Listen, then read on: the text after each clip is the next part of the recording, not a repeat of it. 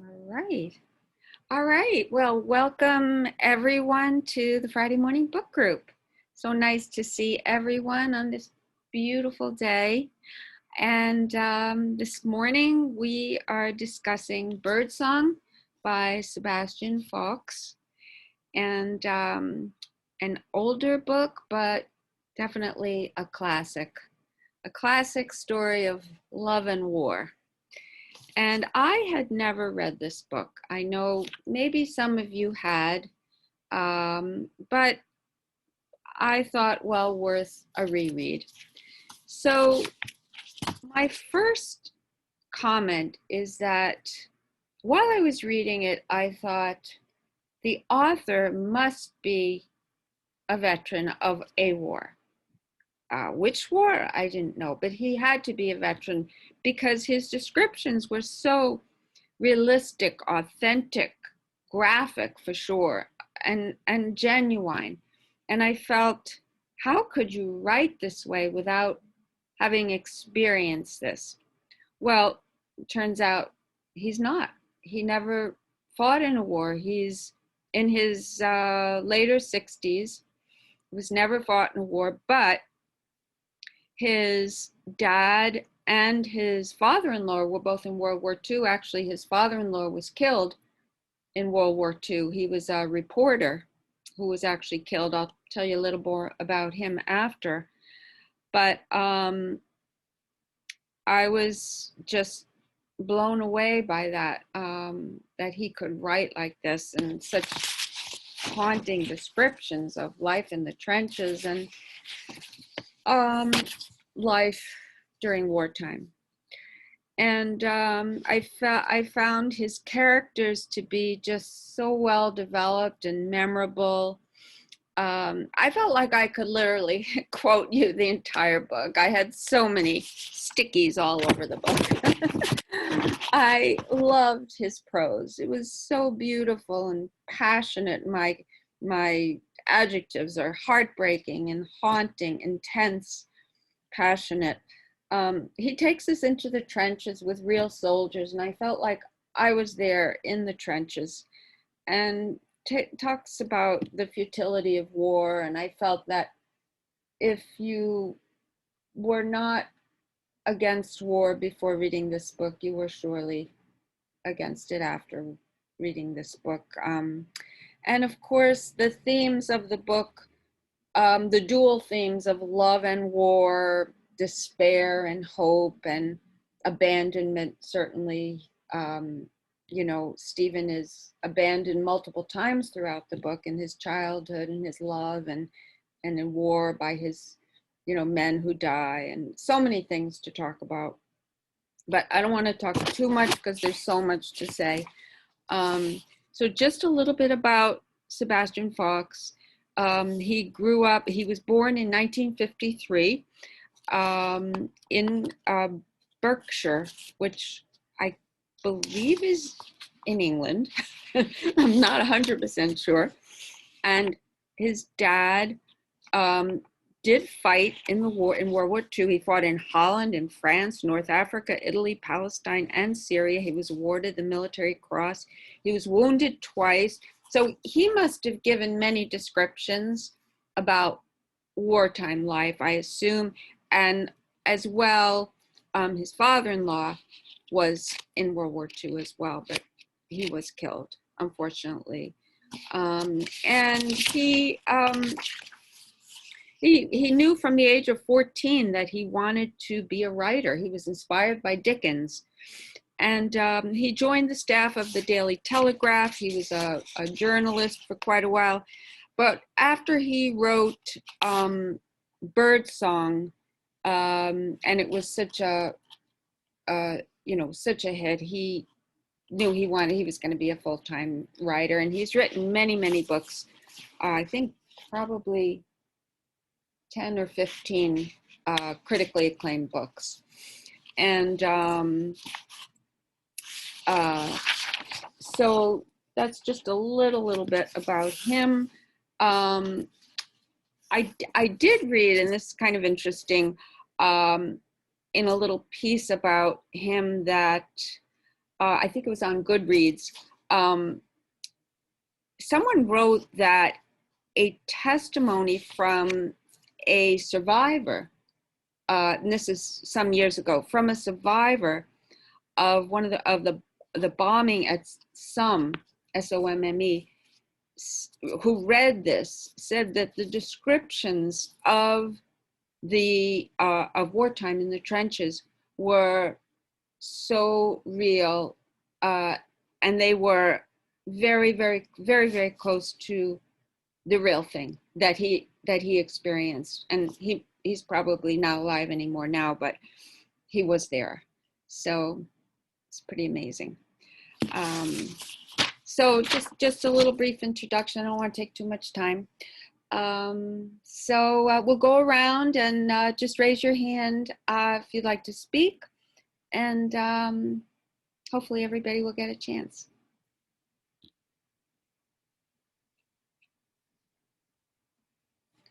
Richard, just remember to unmute yourself. Well, I really like this book. Actually, it was a book that I had been wanting to read for a long time, and I just forgot about it, or other more recent books would come out and it would sort of fall by the wayside. And so it seems like a long book, 407 pages, but it really isn't. It moves pretty fast, I thought. Felt like 307 pages, in my opinion. There were so many interesting parts of the book, the various sections. I thought one of the more interesting sections, I don't want to spoil the end, but I might, was the interaction of what was going on with Jack and Stephen at the end, where Jack ends up dying, unfortunately, and the difficulties they dealt with there, and the relationship that was built, and how scared they were. And I guess, they were doing pretty well as a whole. I mean, there were people that died, but that sort of, I think it came as a shock to them that it was, they were really it's kind of amazing to me that even Stephen survived that, but he did. And the part with his granddaughter trying to find out more about her grandfather was interesting, but I wish it was more developed. That's probably my only criticism of the book. Yeah. But that's a problem, I think, with a lot of books. The ending can be, they write the whole book and then the ending sometimes is not as substantive as the rest of the book. Yeah. And it's always in a lot of these books, I like historical fiction, there's either a funeral at the end of these books, or there's a birth of someone. And in this case, of course, it was the birth of Elizabeth and that other person with the, I think it was a boy, right? At the end. Yeah. Boy. But, and I really liked the beginning of the part with the relationship between him and Isabella. And I was certainly surprised when she ditched him. Although it did seem too good to be true. They were 9 years apart, 20 to 29. When you get older, that's not such it's a big deal, but 20 and 29 is a big issue. But it just showed you that she had such a miserable marriage with that other person. I mean, he was very successful business-wise. And the part about the war was really good. Now, interestingly enough, there are many more books written about World War II, historical fiction, than World War I. As a matter of fact, I don't know if anybody can think of an American writer that's written a World War I novel. I can't. The other writer that I've read who's done World War I novels, it's been a while, Pat Barker. She's got the Regeneration trilogy. I'm also curious, has anybody's read any of the other his other books, or any parts of his trilogy? I guess the third book, Charlotte Gray, is supposed to be quite successful too. I think it's a movie. Yeah, I read that a very long time ago, and I'd like to reread it because I don't remember it, but I loved it. You did, huh? I did. I loved it. Did you read the first one too? No, just Charlotte Gray. It did as well, but maybe it's still good. And I was curious if anybody knows of any World War I books written by an American author. Yeah. Well, we had after we had read the Isabel Allende book, people had said, "Oh, let's read about the Spanish Yes. Civil War," and that was what led me. So they said, "Oh, let's do Hemingway, For Whom the Bell Tolls," and that was when I looked at it. I thought, Long book. well, it's long, and Hemingway is, Hemingway is very unique. It's not for everybody, No. and I wasn't sure how that would go over. You So read, So I thought go ahead. Sorry. maybe I'd look for someone else who did that period, and I couldn't find anything. And then I thought of Birdsong, which is not Spanish Civil War, but it's before World War II and it's early. And I thought, well, I'll try this. In the Waltham group years ago, we did the For Whom the Bell Tolls, and Kate, library director, there were many people that did not finish the book. She was quite disturbed by that. She even took a tally. So it didn't go over well? I don't know if it was that they didn't go over well or just people found the book too long. I finished it. I love Hemingway though, so yeah. I don't know why that was, but there was an awful lot of people that did not finish that book. Okay. And there must be a reason. I don't know what it was. Yeah, okay. All right. So you were probably right. We'll see, yeah. Thank you. Anything else, Richard? Actually, I wanted to mention, remember the book we did, The Mountains Sing? Yeah. The Vietnam book? Well, last night, do you remember that Viet Thanh Nguyen was very influential in her book being successful? He wrote The Sympathizer, it was mentioned. Yeah. I saw him speak on Zoom last night about his new, and the new book looks really good. And it also takes place in France. It's The Committed. Yeah. And The Sympathizer, I don't know if this book, you've done that book, but that's a great book. And one of the We have not, and I actually have it on my list to do. So he's a terrific speaker. Yeah. Oh, good to know. Thank you. Thank you, Richard. Thank you so much. All right. Margaret, you had your hand up. Well, I was thinking about the World War I books, and I guess the Nightingale is one of those. Oh yeah. And what was the other one? Oh, the Guns of August, I think. That's the other one. I've read both of them. I've read both of them. Well, Nightingale, I think Nightingale is World War II. No? Well, I thought it was World War I, but maybe not. 2. I think it's 2. Is it 2? I think so, yeah. Guns of August is Barbara Tuchman, I believe. I think that's is that nonfiction? Yes. Probably nonfiction, but that's okay. We do nonfiction here as well. So thank you. Yeah, thank you. Okay. Anybody else like to talk about Birdsong? Eve. So when I opened the book and I saw, the density of the print, I said, oh my God, am I ever going to finish this? How am I going to read it? But the first paragraph sucked me in right away with all the descriptions. I love the way he, described things and the way he, visualized and gave you a vision of this, French village and how beautiful it was. And then, so quickly switched to the horrors of being in a trench and how, it really made you feel like you were in there with him.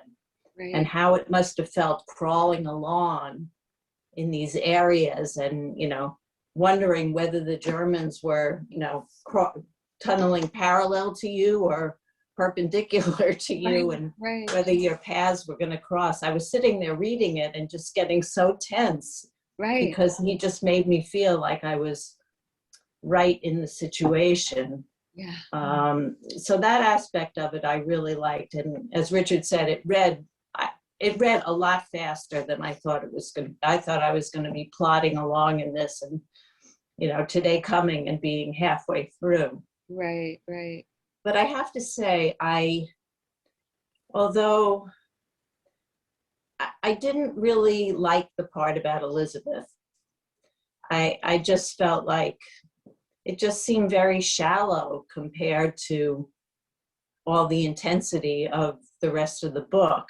Mhm. Although I did really identify with her in some ways because my father was in World War II, and I really didn't know much about what he had experienced, and he recently passed away, and we're going through all his papers, and I found his diary of being at Fort Bragg, and I wish I had seen that when he was alive to really get his interpretation Sure. and to find out what exactly he felt. He Sure. had enlisted when he was 17, and he went over to Japan, and how did he feel? I really don't know. So Wow. that part of it really was very emotional for me, reading the book and how Yeah. she really wanted to find out. Sure.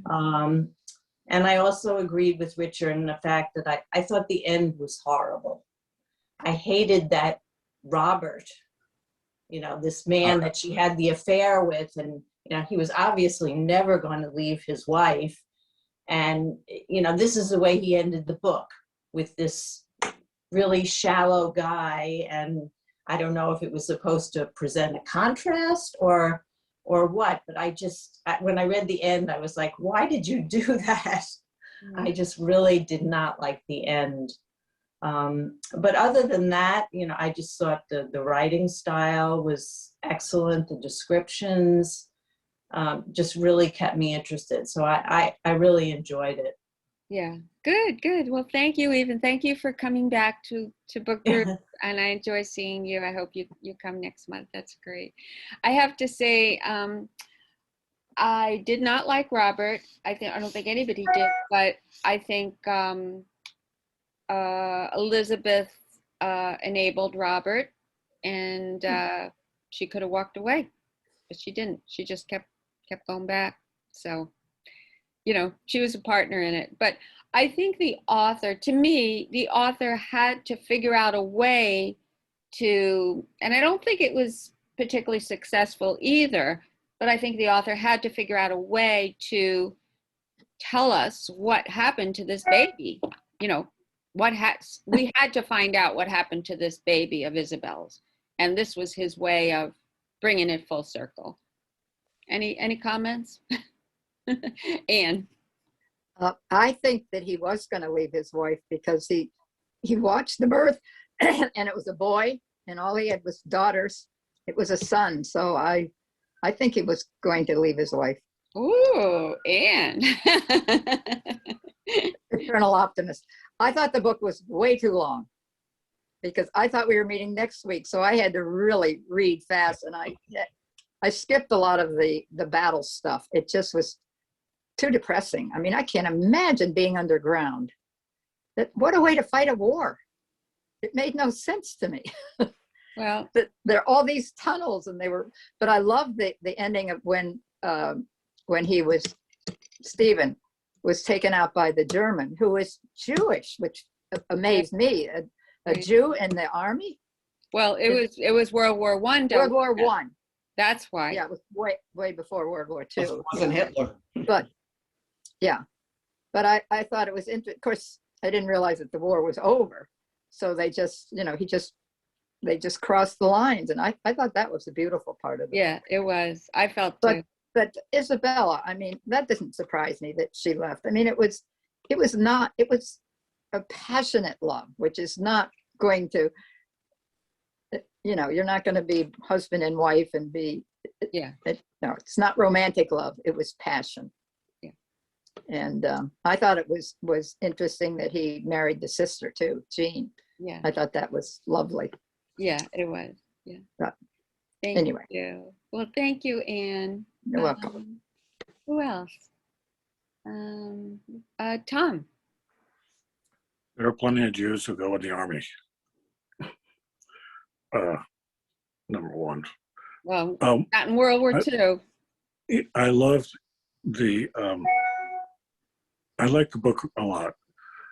One of the things I wanted to comment on was when he was able to go on leave and they were sort of retreat from the line and go to the French village. I had the sense of like every every foot that they took was like a little more normal, and it was very strange to see how people were living fairly normally, only what, 20 miles from the line, and that this line was just this hell for everybody involved. Yeah. And nobody, people didn't really know that weren't there.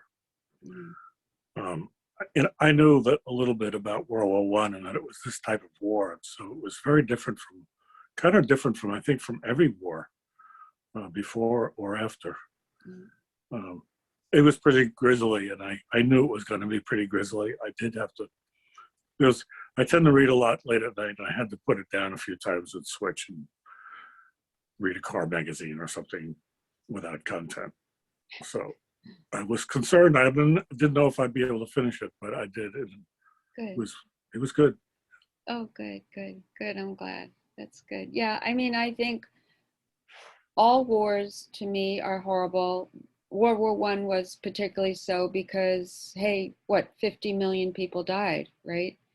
And imagine the futility of losing 50 million lives. You get a grasp of it in his writing, especially on that July morning when the waves they sent the waves of men out to get killed. Basically, they knew they were going to get killed. You send these 19-year-old boys out, going to get killed. They knew it. For what? And that's where we get into the deeper meanings of why are we doing this? And of course, there's so much to talk about with Stephen's thoughts about, why we're here and who are we here for? And specifically his quote about, being here for our children, or being here for those who died. Who are we here for? Why are we here? So there's a lot to talk about. I don't want to take up all the time with that, but I'd like you guys to share your thoughts. So yeah. So who else would like to talk? Tanya. Well, like I always love the choice of books. I told you that before. Thank you. And this particular book I really enjoyed because I think that the author captured the drama of the whole war, what happened, and he described it very accurately, and being underground, since I was underground in World War II, I know what it means to be underground. So this was so that impressed me so much. Also, like you said about the love of it, that he had first Isabella, then the sister, and then of course, he never found out that he had a daughter, which I was a little surprised that I thought at the end he would find out, but I was disappointed in that fact. Yeah. But in general, the book, I recommend it to my friends now because I loved it so much. Yeah. So now I'm looking forward to the next book. Good. And I hope you. Yeah, I don't know. Well, thank you so much for picking good books. Oh, you're so welcome. You are so welcome, and thank you for being part of our group. I appreciate that. Yeah, we'll talk about the next book before we go, but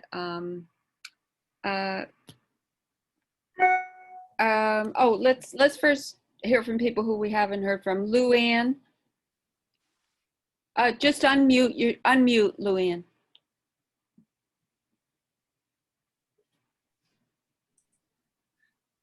Okay. I liked Anne's idea of skipping the gory parts. I mean, the tunneling really bothered me. It was a little too graphic, and the whole book was. I didn't finish it. I think I may go back and read it now. Okay. But the whole thing was too graphic, and I'm all about location, and the location of World War I was just not one of my places that I'm interested in. So I will go back and read it, I think. But in the middle of reading one night, I can't do this anymore. And I threw it down and picked up a Christian Hannah book and Oh, yeah. reading. Yeah. That's I'm more okay. into like That's okay. That's too okay. serious for me, maybe. Oh, that's okay. That's okay. I Well- mean, it has to be the right book at the right time, and maybe at another time it will be better for you. Well, I think other people had the same feeling. It was not wonderful. Not all of it. It was beautifully written, but I just wasn't that keen on it. But Sure. No, I get it. enough. That's all I have to say. Okay. All right. Good. Did you want to say something else?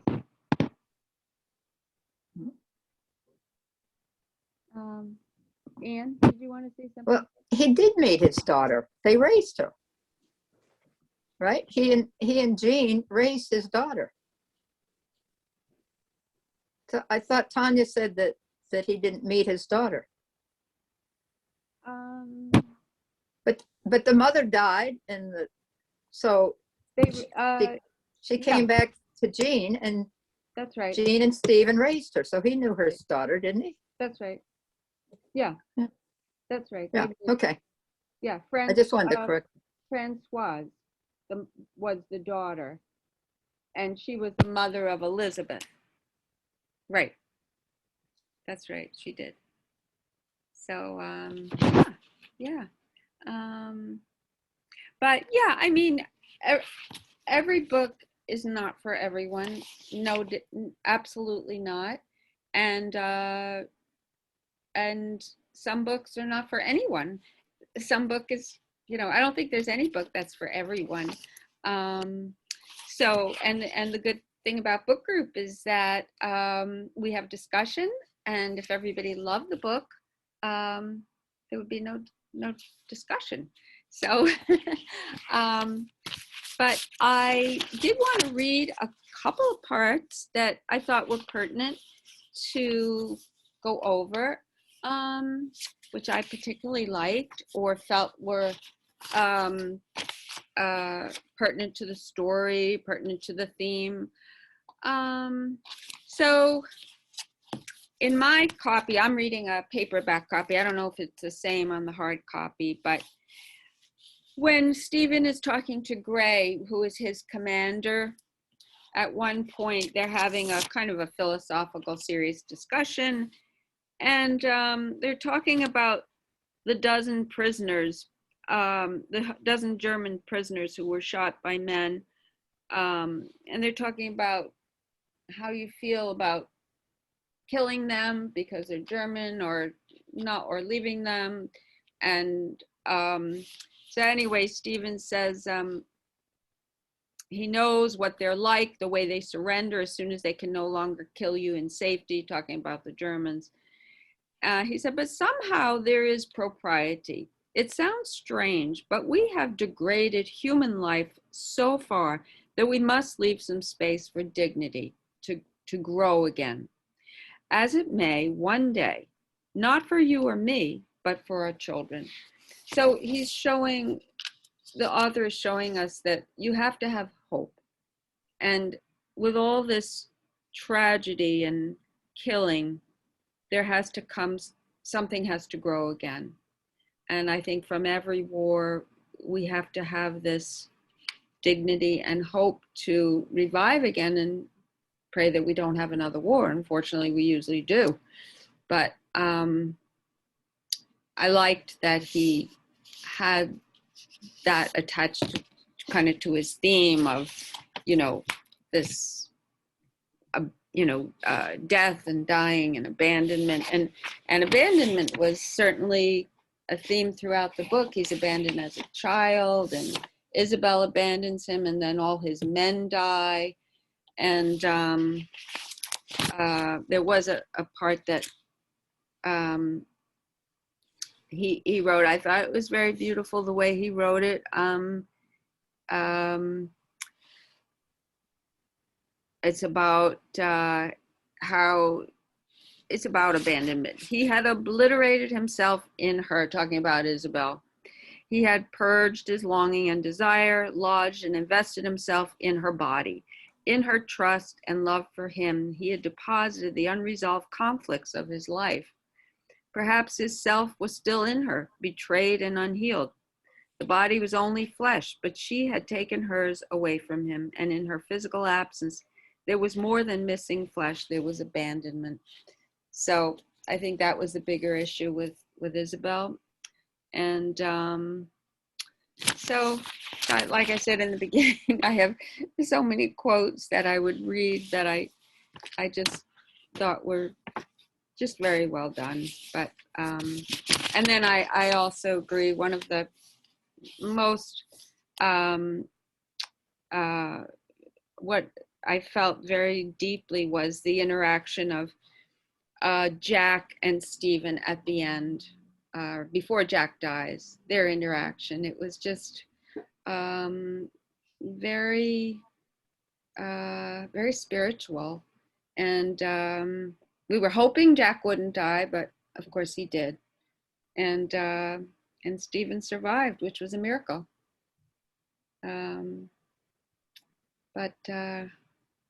Yeah. Any other comments on the book? Okay. All right. Oh, Eve. I thought it was, you know, in addition to those feelings, I mean, the tremendous survivor's guilt that so many of these, you know, soldiers felt. Why did I live? And, you know, this one die, and how some of them even would kill their own, you know, their own army mates or members because they were suffering so, and they knew they weren't going to survive. And Absolutely. I just, you know, he talks about it in that one long entry that Elizabeth finds and reads in his diary, you know, how he felt that, you know, why should I be the one who survives when the guy next to me, you know, takes a bullet, and or I have to feel this compulsion that these people are suffering so that killing them is better than letting them live. And Sure. I just found that really, you know, emotional, and wondering, you know, how does a 17-year-old deal with that? Absolutely. I mean, Absolutely. you know, it just me, Absolutely. I just can't imagine it. Yeah. I feel that I forget his name. It was with an E. He was under Stephen. Ellis. Ellis. Thank you, Ellis. I feel like someone like Ellis was lucky to have Stephen as a, you know, as a supervisor. I'm not sure what, he wasn't a commanding officer, but captain or whatever he was, you know, to kind of guide him, because Stephen was more of a thinking man, a philosophical man, and which was why he and Weir, which is another whole thing, he and Weir had this relationship. So when Weir died, Stephen was so distraught. And that's another whole thing to talk about, the relationship between Stephen and Weir. Does anybody have any comments on that? It was you know, he'd do those card tricks with him and he made them up. I mean, that was pretty, I mean, he knew just what Weir wanted, and he always had a bottle of some alcohol for him because he knew he needed it. And I mean, Stephen was a very good friend. And but he didn't think he was. He didn't think he was. He didn't. No. He didn't think he was good enough, because he was never made to feel good enough, you know. Right. He was never. But something that bothered me was that because he fell asleep on patrol, they were going to execute him. Yeah. I mean, they're executing their own soldiers. It's incredible. That was unbelievable to me. I know. I wonder if that was made up or if that was something that. Well, no, you hear court martials, but I mean, but World War I was just hideous, and the only reason the reason it ended was because of the flu. Oh. The Spanish flu in 1918. It was killing so many people that they said, and they sent them all home. There was a book. I think it was it The Given Day? No. Maybe there was a book that when they sent them all home, they landed in Boston. It's a true story. And they were sick, but they didn't tell anybody. And they sneaked them up to Fort Devens in the middle of the night. They were all positive. I don't whether it was Given Day. I don't think so. I can't remember what book it was. Wow. I didn't know that. Yeah. Oh my goodness. Well, yeah, I'm sure there's a lot of stories. I mean, yeah, that was the first 100 years ago pandemic. Right. Imagine. Yeah, it's pretty amazing. I also felt bad for Weir because he asked for a leave when the son was dying or something. He Yes. couldn't get a leave or something. He didn't.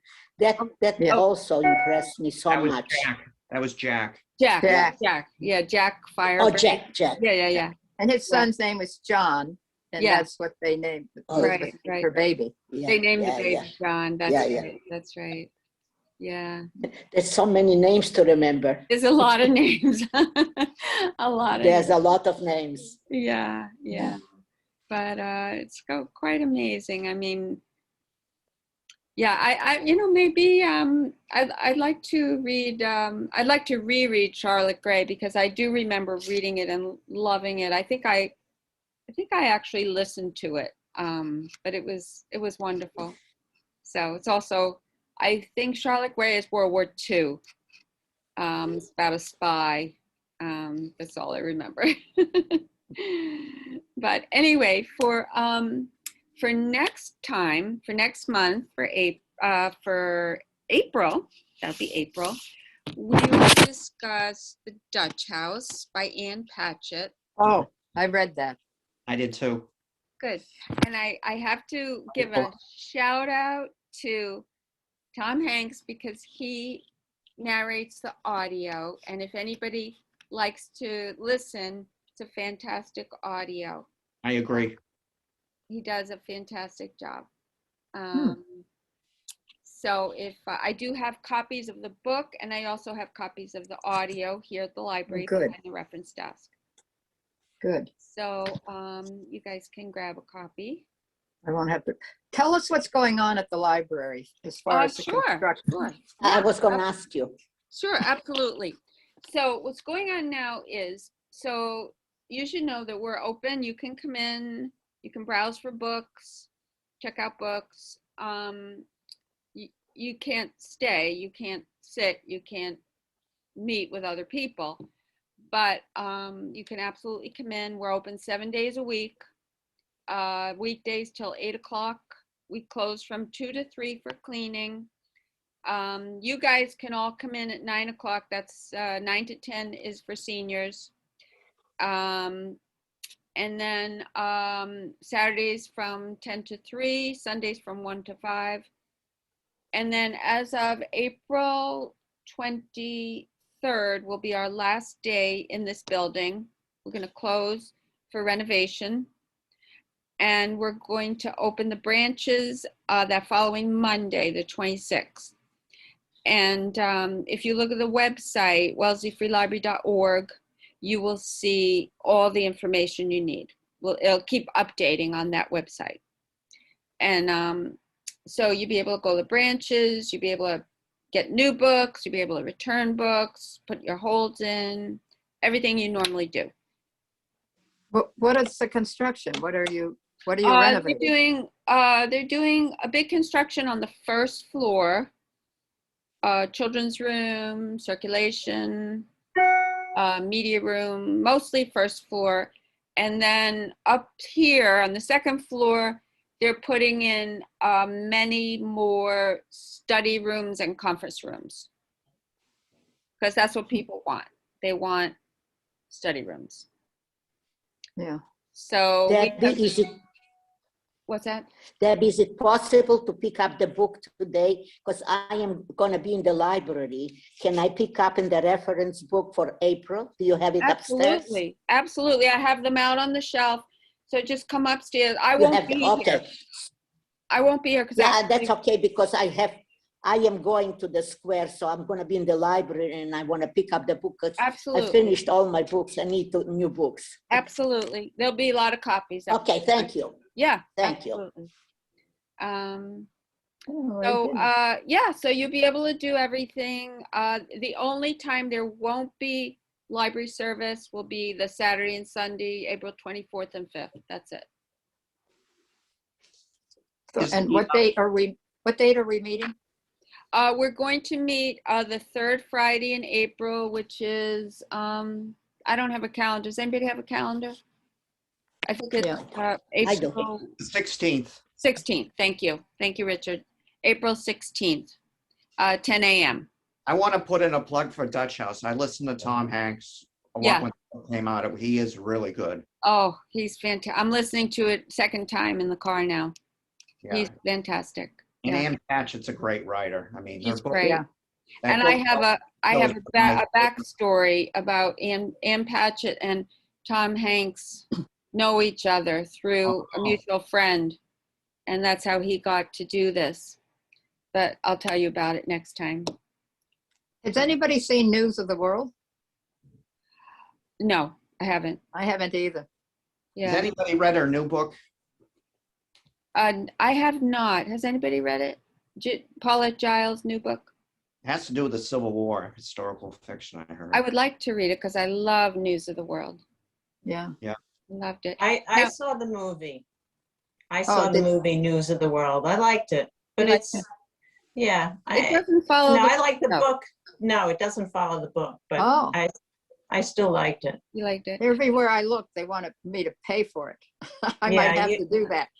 You do have to pay for it, but get a crowd of people, and now that you're vaccinated and, now you can watch it with a few people, so it's not so bad. Yeah, right. But I enjoyed it, but it the book is so much better. Yeah, Yeah. she's a terrific writer. I like to wait between reading the book and watching a movie because you have to get your mind on the fact this is not the book. Yeah, What- that's right. One right. time I finished, what was that book? I can't remember now. And then I watched the movie and it was so disappointing because I knew what was going to happen. It was a mystery, the book. And so I'm Yeah. watching the movie. I had just finished the book on the plane, went to the movie, and I'm watching and I think, well, I know what's going to happen next. So it wasn't at all exciting, Exciting. Yeah, that's tough. It was the one where the woman was faked her death with the husband. Oh, I can't remember what it was. Yeah. Gone Girl. That's what it was. Oh, Gone Girl. Yeah. And it was so yeah, disappointing. Couldn't get into that book. That's Yeah. funny. Well, it wasn't the best book, that's for sure.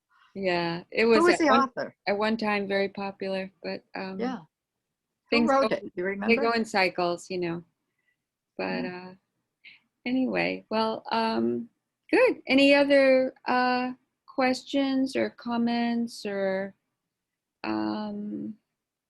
Thank you. anything at all? Thank you. Thank Yes, you, guys. Thank you. Yeah, thank you for coming. Thank you for joining us. And everybody I am glad I stay read the well. book. My pleasure. Wow. Stay I well. have And I have a question, yes, Deb. yes. So what is the significance of the title, Birdsong? Yeah. Is it, I know that in I was several gonna ask that. places in the book, he talks about birds. Yes, They had the canary in the tunnel, and yes. one time he was with Isabella and they dropped some crumbs and the birds came and he didn't like that. But he Yes, generally had this thing where he didn't like birds. yes, yes. But, so what is the, Yes. So would anybody like to comment on the bird who feels When he came out, when the Germans rescued him and he came out, there was a bird. Something about a bird. but does anybody know the significance of the bird thing? I have to make an admission. I tried and tried and tried to figure out the bird thing and I couldn't. I'm like, I'm the leader, but I don't have an answer. I don't know.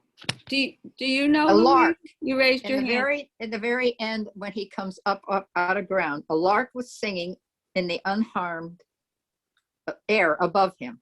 His body and his mind were tired beyond speech and beyond repair, but nothing could check the low exultation of his soul.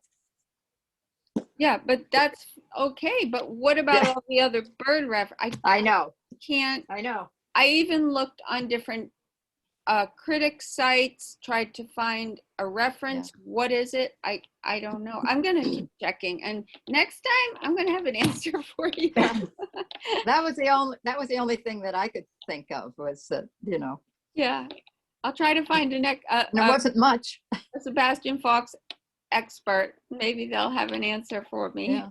Yeah. But maybe it's like he said, you know, throughout the book he has sort of negative things about birds. He doesn't like them, but when he comes out of the tunnel and he's free and whatever, and he hears a bird song, maybe that kind of But I was trying to find where did this aversion to birds originate. I couldn't find it. Yeah. How did it start?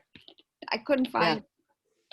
I think there was a part where they mentioned, I think, as when he was a child, that there was some negative thing about birds. Yeah. Oh, really? But yeah. I think so, if I remember correctly. Yes. But, you know, there were all these things that cropped up during the story. Okay. Where he, you know, when he was in the tunnel with that canary and he just didn't want to have anything to do. He didn't want to touch it, or, you know, and if I touch it, I'll kill it.